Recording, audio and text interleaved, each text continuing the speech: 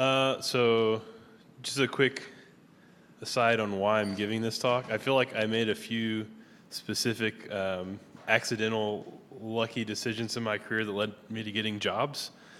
And a lot of it is some things that I'm going to cover here. So hopefully if anybody out there is trying to get a job, this will help you. I'm Ryan LaBouve. I work at Envoy, where we are, challenging the status quo of workplace technology. I think that's what our marketing folks would say. But we're kind of like building the future of the office. It's super fun. I enjoy it. If you're looking for a job, we're always hiring. So today we're talking about why you should build software, or you should build software, why, what, when, and how. So we're going to start with why you should build software. Part of the equation is freeCodeCamp. If you go onto the website, you'll see things like, through freeCodeCamp, I built a robust and highly functional web app for a nonprofit. This led me to getting a fantastic job. freeCodeCamp is a great way for disabled veterans like me to retrain. I'm already receiving software engineering job offers. I joined freeCodeCamp with zero knowledge of web development, blah, blah, blah, back-end engineer now. So different backgrounds, learn to build software, job. So there's like the three trends here, right? And so we're going to focus on why you should build software. And my argument is that you should practice turning ideas into software to accelerate your learning, have fun, and help you get a job faster. So we all agree it's important to learn. It's Sunday. We're here working on learning code. This is not the group that I have to convince that we should learn. Like, we're already there. But he who loves practice without theory is like a sailor who boards a ship without a rudder and a compass and never knows where he may cast. Leonardo da Vinci. But it's not just enough to learn. I have no idea what this person did, but this quote, no battle can be won in the study, and theory without practice is dead. So not only must you learn, but you have to apply that somewhere to really complete this cycle of knowing. And this is my personal favorite. In theory and practice are the same. In practice, they're not. Albert Einstein. And so I'm about to introduce you to what seems like a very obscure topic, but I use it daily. It's called the hermeneutic circle. It is classically a method for understanding weird, old, ancient texts. And so if you think about something like the story of Gilgamesh, it's like the first written story. It has this massive historical context of the people, and it's also like in a different language, and there's also the story itself. And so when you're trying to learn it, it's like a chicken and the egg thing. So not only do you have to follow the story as you're reading along, but there's all these references that us as modern Western individuals will not understand. And so what scholars would do to understand this is, and this is just a visualization, I don't even know where this is from. It's like we have this massive work of art in front of us. And so we just take it all in. And it's like, cool, we appreciate it, and then let's actually zoom in on one part of it and pause. And so for Gilgamesh, they would take this one sentence and break it down. What does this actually mean? There's another example in a Cormac McCarthy book, who's just an insane person but a great writer, and they talk about this guy is at the end of No Country for Old Men. There's also a movie about this, and they reference this thing about the horn of fire. And it's this story about this guy who's having a dream of his father who's passed away, and it's calling him to come on to see him. And there's just this thing about the horn that you'll just completely read past. And then you zoom in on that one part, and there's actually a tradition in the West is you would take yesterday's campfire and put it in this horn. The embers of it would stay warm all day. And it's he ends up using this extremely interesting metaphor inside this thing that you kind of understand. And then when you zoom in and see this horn of fire, it's talking about how he's carrying on this tradition. And so anyways, just a way of saying when we zoom in, we pick up these things that we never would have understood. We zoom out, we zoom in, we're getting new meaning that we could never have understood if we just taking the whole story as is. But we zoom in and pause, and we can understand that. When we zoom out, we have a whole new appreciation for the story. So I don't know, some dude with a shield probably means something. And so anyway, so what does this have to do with learning to code? That's a great question. And so this is the way I like to think about it. is the hermeneutic circle in learning to code. I've never heard anybody say this word out loud, so it's probably not pronounced that way. But you basically fill your head with knowledge. It's like this big story, and then you try to use it until you get stuck. And then that gives you like a better idea of like where to zoom in, and then you use it until you get stuck. And so like it's basically like a cycle of learning and doing. And it's like it like spirals into knowing things. And so like with freeCodeCamp, we have freeCodeCamp, you're learning all these things, but then my argument is you also have to go build stuff that you don't necessarily, it's like off the rails, but it's like I want to build this stuff to actually prove what I'm learning, that I'm learning something. So like let's just say like we're reading the JavaScript section, right? And it's like we've read about strings and if statements and else statements and all this other stuff. And it's like, cool, we just studied JavaScript, let's build something with JavaScript. And the challenge here is just a simple example. It's like, given a string, give me the last 3 characters. And so maybe a naive attempt of this would be, I know a string is an array of characters, which is just like a set of boxes, right? And I know how long the string is. And so if I take the length of the string, I can use that to figure out the position of the last 3 characters, and I can build this thing. And it's like, it's a pretty naive approach to do this. If you've done JavaScript for a long time, you're already thinking of other solutions. But like, this is what we know. So like, let's just build it. And in doing this, we kind of say like, this gives us somewhere else to study. Like, okay, strings in JavaScript. Let's actually zoom in on strings in JavaScript and see what I'm missing. And so you go to MDN, which has a bunch of documentation about JavaScript, and you're reading a couple different methods, and you find substring. This sounds a lot like what we're trying to do. And you read the simple definition, takes a part of a string, given the start and the end, it returns a part of a string. That's exactly what we want. And so we go back to our function and we do it a little bit better. And so now we find the start and the end, and we use this function that we found that we know that it does what we want. It's great. And then we zoom in further, we get a better understanding. Subscreening actually has a shortcut to where if you don't pass in a second argument, it returns where the index and then the rest of the string. And so like, this is just an example of how learning new pieces of knowledge helps us do things better, but it doesn't, like, not knowing things doesn't stop us from doing things. And we never would have found ourselves researching all this stuff if we didn't just start building things.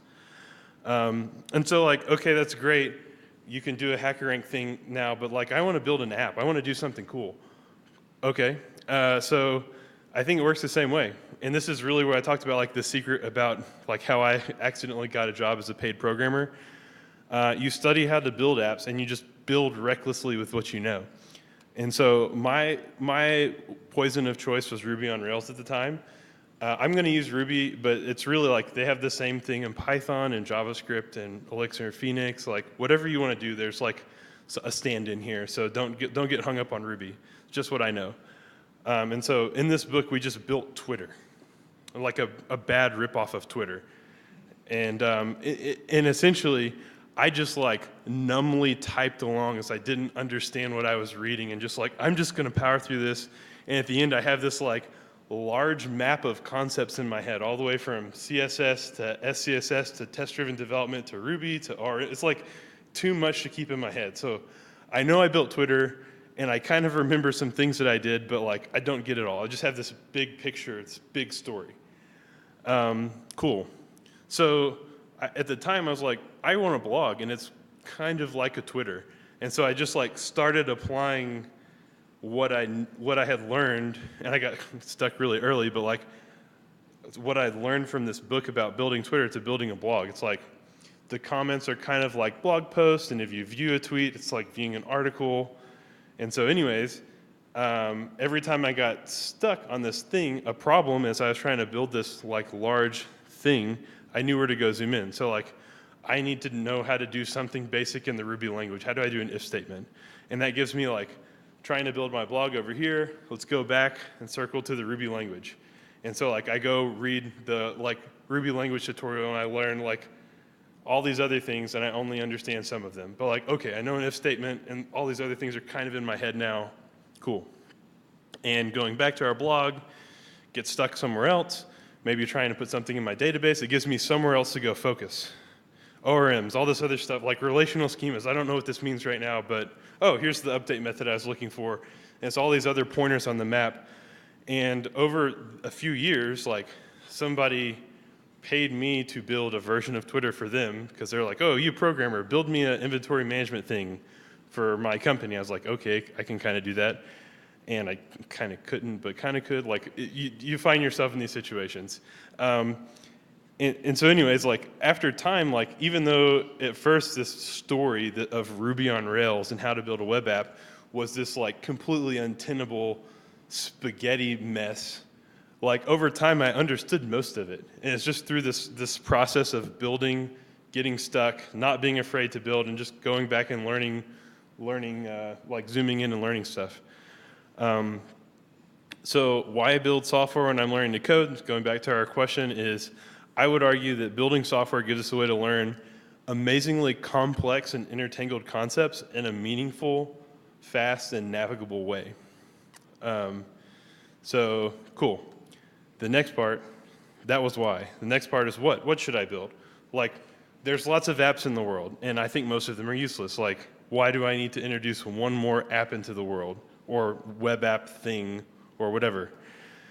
But this is where I say, it's a couple of things. One is building the right thing amplifies your learning even more and results in connected experience. Also, if you're later in like, look, I didn't learn to code when I was 10, but I am a plumber, or I do these other things. Like, you have this whole world of like experience that you can connect with software, right? And so like focusing on things that like, I get stuck on this, like, for example, my cousin works in the oil field and he's like, I just have these set of equations that I need to like interface with on my phone really easily. It's like, that's a great way to connect something you're really good at to something you're learning, and it just amplifies your learning experience and also proves like, I know a lot about stuff, it just isn't necessarily all programming right now. So let's kind of come back to earth. Like, don't start with a problem, don't start with a solution, start with a problem. And this is something I see a lot of programmers do, myself included. I want to build a chatbot. That is not a problem, that's a solution. And it's fine to mess around with, but what you'll find is you just have this bag of unrelated tricks. And so you'll go like chatbot, JavaScript, framework. And you'll kind of like learn about the framework, and you're like Slack API. And you'll have all these facts in your head, but you won't be able to do anything with them. The same thing, like I want to build an app with Swift. This is a solution, this is not a problem. I'll give you like how I approach things now. So like instead of saying like, I want to build a finance app, like there's lots of finance apps out there, but it's actually quite hard if you want to say like, I've got these 3 loans, how much money am I going to save if I pay loan 1 off before loan 3? Like those tools are out there, but they kind of suck. Or a fitness app. It like, what do I eat? Like, how much am I supposed to eat every day? Like, I'm a human. Surely there's like some rules about how much I should eat, but like my body's telling me it just wants like 7 pizzas. That's probably not right. Like what, like there's got to be some, like that's a good problem. Or another problem, I just got a dog and it keeps pooping in my kitchen. Like, this is just a creature that has like habits and stuff. Like, surely there's some solution here that I could like remind myself to take my dog out on some regular intervals. But like this gives us like a better scope to look at like problems I have, and then like let's look at how we can solve them. And so with the animal thing, like step 1 is you end up learning a lot about dogs. You go and read, there's really creepy people on YouTube that know a lot about dogs and will just like talk about them for hours, and you learn all these things. And then you like think about what you've learned from freeCodeCamp, and you're like, okay, I can kind of build this UI, and I just need a button that says like dog has pooped or something. And it's like you just end up like you have this map of like, okay, what is Twitter for this? Like a poop is kind of like a post. It's like you just end up thinking through things in a way that you learn a lot of things. So this is from another talk I gave, but I think it's very relevant. And it's like I have like programmer 1 is Thinglol, programmer 2 is Shoebot. I just didn't want to, I don't know, I like those names. Anyways, so Thinglol is going to start with a solution. I want to build a blog. And full disclosure, I started this talk by saying I did the same thing. It wasn't kind of not the right solution. But one way you could approach this, and yes, I don't know who drew this, but it's beautiful. It was me. So like one way you could approach this is like, I want to build a blog, it needs like accessibility, speed, like I wonder how many levels of Redux I'm going to use on this, and responsive, and it's like you have all these facts in your head, but it's not like you don't start with a problem, you just start with like a bunch of solutions. And so you have this like moment of divine spaghetti monster in the sky, like I understand the whole world and I do Kubernetes clusters on it's like just a blog. It's like, and so you end up building this thing, and it's like at the end of the day, you have like the Hello World blog that is perfect, but you don't have anything to write about. Versus Shubot, who starts with problems. I just finished freeCodeCamp, and I want to teach people how to blog, and I'm one of those people. That's like a good problem. Like, I don't know how to blog. There's not like a clear way to do it. I don't know. And so you just start by doing, like, I see people on Medium. I'm going to write a post on how to get code snippets on Medium because I need to get code snippets on Medium. And it's like Thinglil over here while he's like reading AWS documentation, thinking how dumb Shubot is.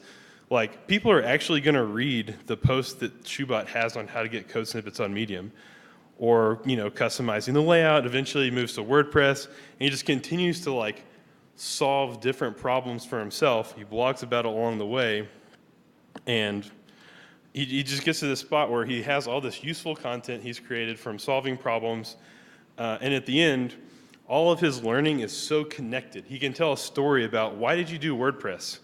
Why did you move off of WordPress? Like, he has answers. And when you sit down in a job interview, like, this is a really cool thing. If you have WordPress on your resume, you say, yeah, I installed it from Hello World, versus like, dude, I got hacked so many times, that's why I moved off it. I would recommend doing this, but WordPress kind of works in this scenario. And so it creates a completely different way of thinking about things to solve problems instead of just do things. So what has value can be steered. If you're just doing random things, what you find is like, I have all this knowledge, which turns into baggage that's really hard to connect. And like I will say, if you're really stuck, like, I don't know what to build, I don't have any great ideas, this is I don't want you to get stopped. There's this crazy author, Hunter S. Thompson, and he literally typed word for word Great Gatsby. And Johnny Depp was interviewing him. He played him in a few movies, Fear and Loathing in Las Vegas and Rum Diaries. And he's like, this is one thing that just blew his mind. He's like, why did you do this? And he's like, I just wanted to feel what it felt like to write a masterpiece. And so even if you're just like building Twitter or building a calendar app that you use, it's okay. Like, that's an okay place to start. Just don't get like writer's block on not knowing what to do. Okay, so next, I want to talk about when can I build it? And I've kind of answered this along the way. If you can build Twitter, you can build almost anything. That sounds nuts, but it's true. And it's not just Twitter. Like, there's a few concepts in Twitter that we'll go over that will allow you to do almost anything. And again, like I mentioned, this is Ruby. They have this in every language. The things that you end up learning is CRUD, which is create, read, update, delete. How to take different datas and relate them together. So like, as a article, I have many comments. As a comment, I belong to an article. As a user, I have many tweets. As a tweet, I have many likes. And then also user stuff. Like, there's just a subsection of like, contextually in an app, these are mine, these other things are not mine. So I can see what's mine, can't see what's not mine. And like, these three things is almost every piece of software you use. So like on Twitter, like, I can write a tweet, I can see tweets, I can see lists of tweets, I can see a single tweet. Given a tweet, I have many replies. A reply has many likes, you know. And then there's user stuff. Bored Elon Musk is hilarious. Real Elon Musk is terrifying, but kind of amusing. But like, it's the same. So like, Discord is another app. It's like Slack. I didn't want to use Slack. But like, you can write a message, you can read messages. Each room has many channels, each channel has many messages. There's user stuff. I'm a user, but other users belong to rooms and belong to groups.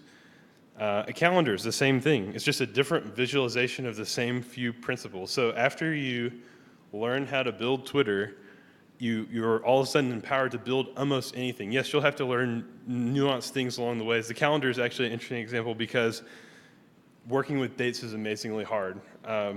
But it's the same concepts. And so when you can build Twitter, you know enough to start learning these other concepts that are specific to the problem you want to solve.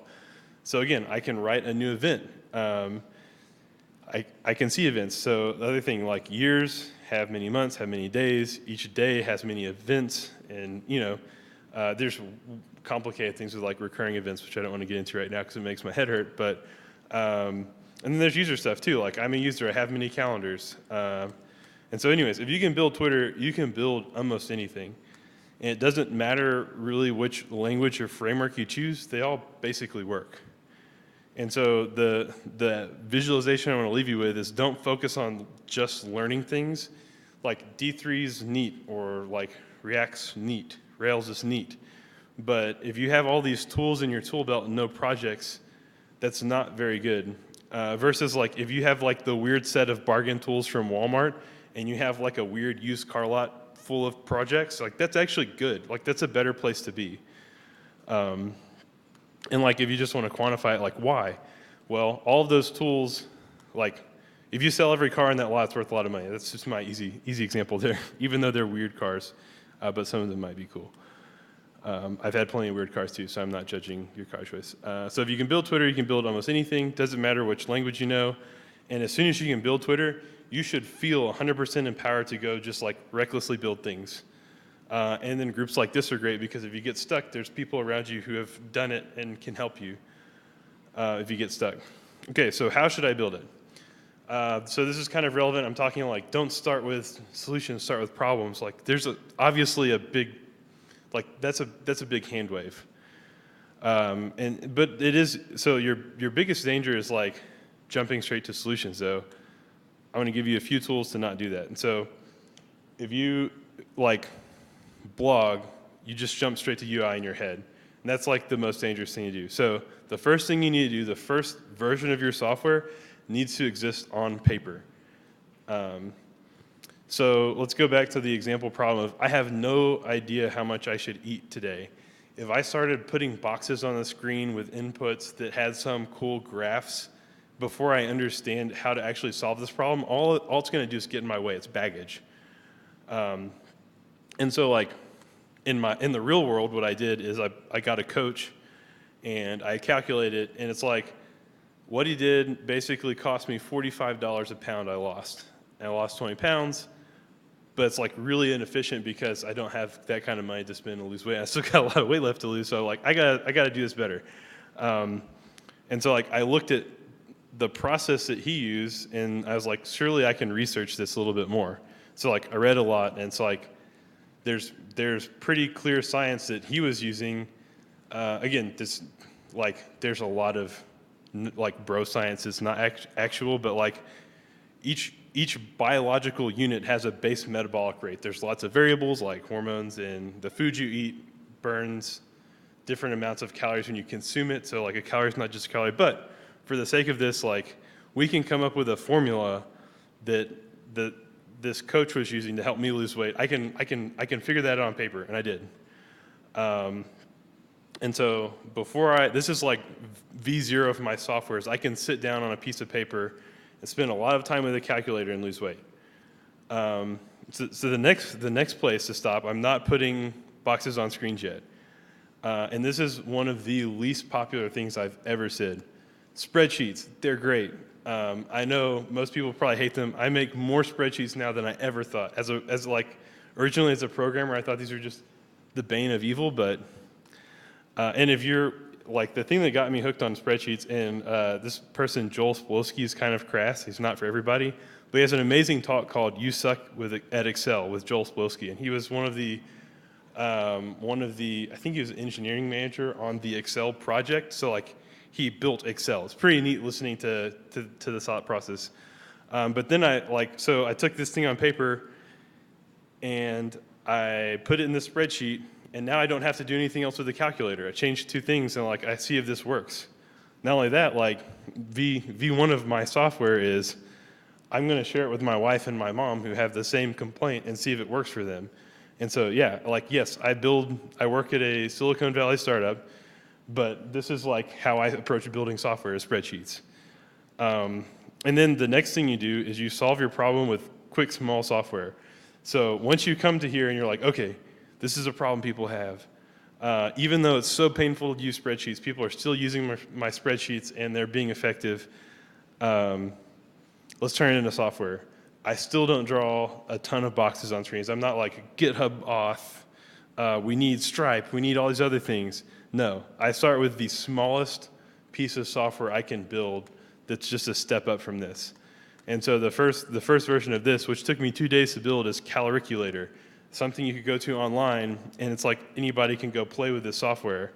There's no login, there's no users, there's no database. It's super broken on IE. There's no CI, there's no API or server, and no automated error tracking. But people still use it. And it's enough to learn from. And so even though I have like this thing that's kind of crappy, it's the perfect spot to be because I know I've built software that's actually useful. And I'm a big fan of little softwares. I have other things like how much money do I need to make a day to make something during a year? So like if you're thinking about going freelance, you can go plug in 300 monies per day with 20 days off a year. It's like $72,000 a year. It's pretty good. Or like lots of dumb workout planning stuff I build. And then this is like when you get here, like, and you're going to be completely underwhelmed by the amount of content here. But this is where you want to end up. You want to take this little piece of software you know works and just keep building from there. You don't need 99% of what you think you do. You just build out from the small core, and this gives you the latitude to apply the same circle that I taught you earlier. You have this really simple software, and it's time to do users. That's actually what you focus on next. And so instead of getting completely overwhelmed by this spaghetti map of things you need to know, you can take on the next most useful thing at a time and learn in a sustainable way. And just ignore everything else. And I really love this picture because as an engineer, it took me a long time to build up like enough product chops to realize this. But the way that you should build a car in software terms is you don't start with like wheel.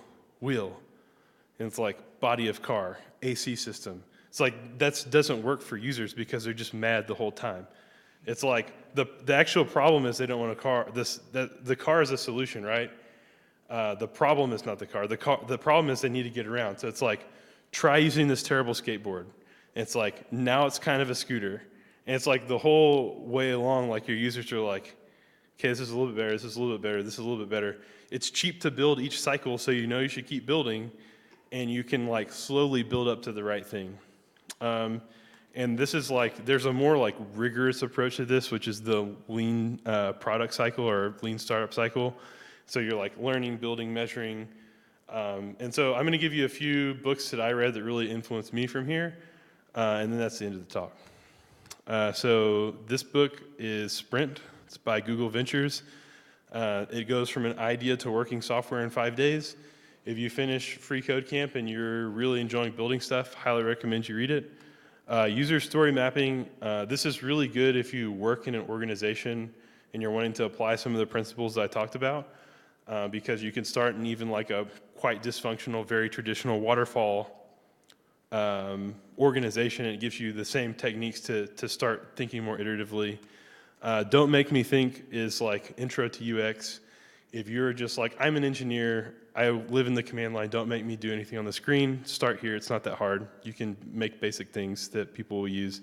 Finally, the lean startup, which is 200 or 300 pages to explain this. So that graph might be fine too. And with that, that's the end.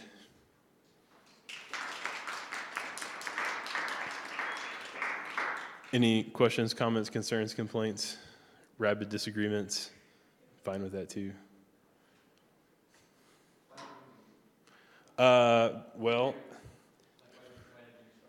why did I start with Ruby? I read a quote from the inventor of the language that said, I just want to make a language that people enjoy writing. The experience before that was in Visual Basic and Java. This was like in school. And as soon as I went through like there's like this guy, the Poignant Wise Guide to Ruby. It's like a really strange piece of like, Postmodern art. Yeah, I don't know, don't explain it, but it's like, I read the programs and they seemed very like, I can think through this. And so that's why I chose Ruby. Mostly I write JavaScript now, but any other questions? Okay, there's too many people raising their hands, so I'm just going to call it off. Just kidding. But if there's anything else you want to talk about, I'll hang around for a little bit, and I'd love to talk.